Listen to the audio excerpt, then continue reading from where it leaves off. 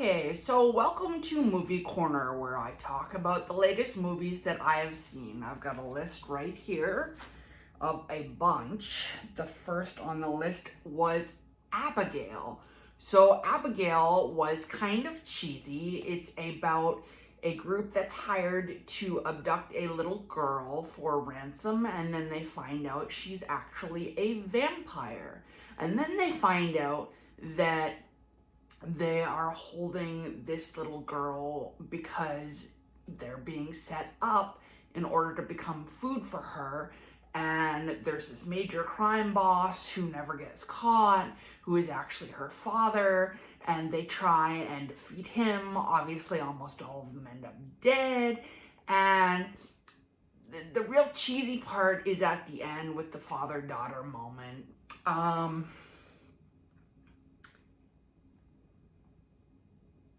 Not a horror movie you can take seriously.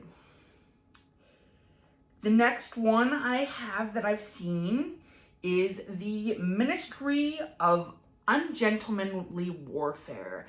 This one was pretty good. It had Henry Cavill in it, one of my favorite actors. He did Superman and The Man from U.N.C.L.E.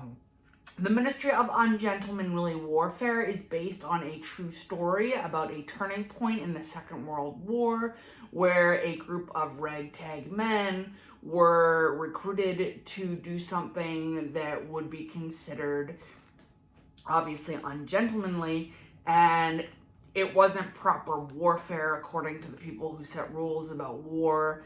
So no one could acknowledge that they were actually recruited to do any of this until they succeeded.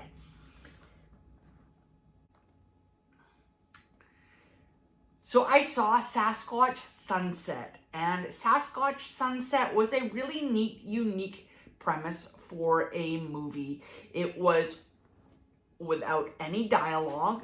It was following a bunch of people in Sasquatch suits, basically Bigfoot suits, and so they have somewhat of a different sense of consciousness, and it's interesting to see them go through various things that are almost human-like behavior, and then they don't understand other things, and they get really irritated and have some interesting reactions to things you might understand. At the end was the brilliant part where they find a museum for Bigfoot, and there's a big tall statue of a Bigfoot, and one of the Sasquatch characters has a couple of rocks and is banging together some rocks at the big statue because it doesn't understand the statue is not alive. It's trying to get a reaction from the statue, trying to communicate with it, and then the Sasquatch turns to the camera and does the same thing to you.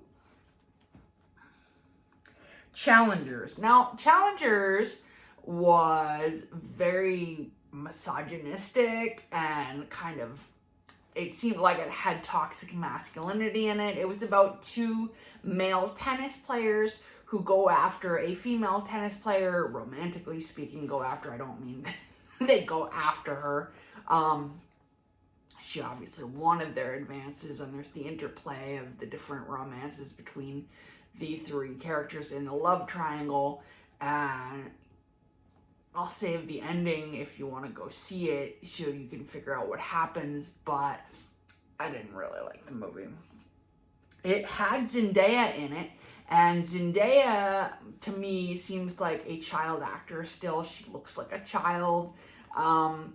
So it's weird to also see her try and break out in more adult roles. Spy X Family Code White was an anime film I saw. Very silly, but I enjoyed it all the same. It wasn't silly in a way that I couldn't enjoy it. It was about a fake family that got together in order to achieve their undercover spy missions, and it's cute because it focuses on this little girl who can read minds, and she's part of this fake family, and it's the whole interplay between all of them, and something that might be fun for the whole family if you want to go and see that. Alien from 1979 was re-released because of its 45th anniversary, and there was a discussion with the director Ridley Scott about his experience making the film before it was shown in the theater. It was very interesting seeing it for the first time. I have not seen a lot of Sigourney Weaver films, although back in the day she was definitely a great actor, according to a lot of reports. And Alien was enjoyable. I go to a lot of horror movies, so I didn't particularly find it scary. I've heard it was very scary from other people, and I think the experience on the big screen was really cool. With the alien and different shots and just the larger than life, outer space theme.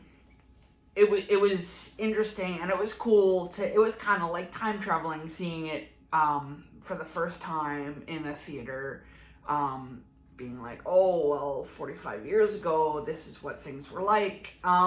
So it was fun, and there's a new Alien coming out. I think it's kind of a reboot or a different twist or a spin-off or something, and the director of that was talking to Ridley Scott at the beginning, and so they were comparing experiences and different things.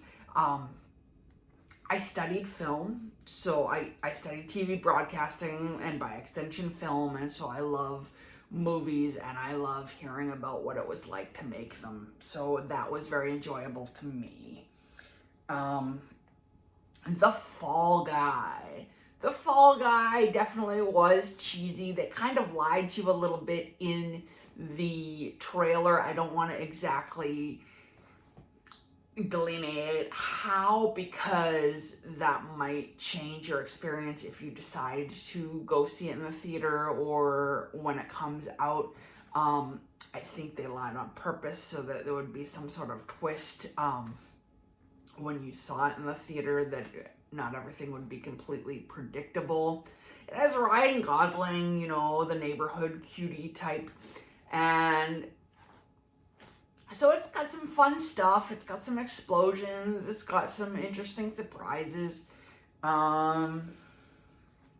Tarot. Now, being a Scorpion, and I know some people don't believe in astrology, and maybe it's not that accurate for everybody, but personally, I am definitely obsessed with the occult, and I love horror movies, and so tarot was very fun for me. Tarot was about a group of kids on a weekend vacation in an Airbnb, and they find a deck of tarot cards and decide to use it. But the tarot cards are cursed, and so chaos ensues afterwards, and part of the film was shot in Boston, where I live, so that was also fun. Kingdom of the Planet of the Apes. Definitely a superb movie, and I recommend it for anybody who has a chance. It does a great job, like Sasquatch Sunset, of getting in the mind of a being that doesn't necessarily have the exact same sense of consciousness as we do, but similar abilities to understand things, but slightly different. And so that kind of thing where they get in the headspace of those characters provides a lot of entertainment. It's very intelligent in the way they do it. I liked the first movie of the reboot series, Rise of the Planet of the Apes. The second two after that were not quite so interesting to me. And then this one has a bunch of surprises, plot twists, things that are new. I believe they're going to continue on with the series after this film.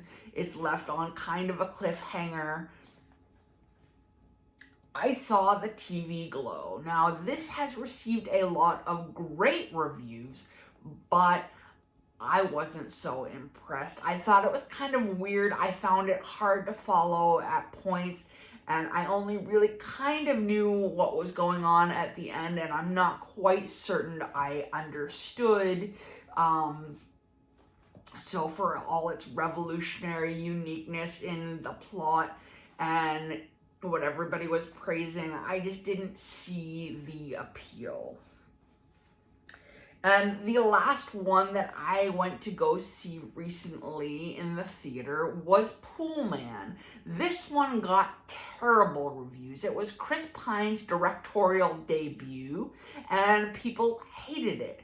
But I liked it. I ran into some friends after I saw it in the movie theater. They didn't like it. They said it was unrealistic, that someone that crazy would be hard to be friends with, that no one would be jumping to be part of their lives. I thought it was actually realistic, and maybe those people just aren't the type of people to try and be friends with anybody that seems different. Maybe they were in the cool crowd growing up.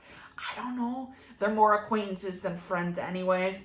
But I thought Chris Pine did a great job. He doesn't look that attractive in the film, which is also another plus because it makes it kind of more realistic, not necessarily the way Hollywood grinds out things just to throw beauty in your face in a stereotypical way of what we are supposed to believe is attractive.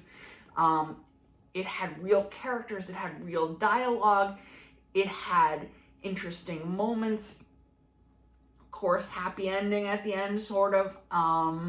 So there is that stereotypical Hollywood element to it. But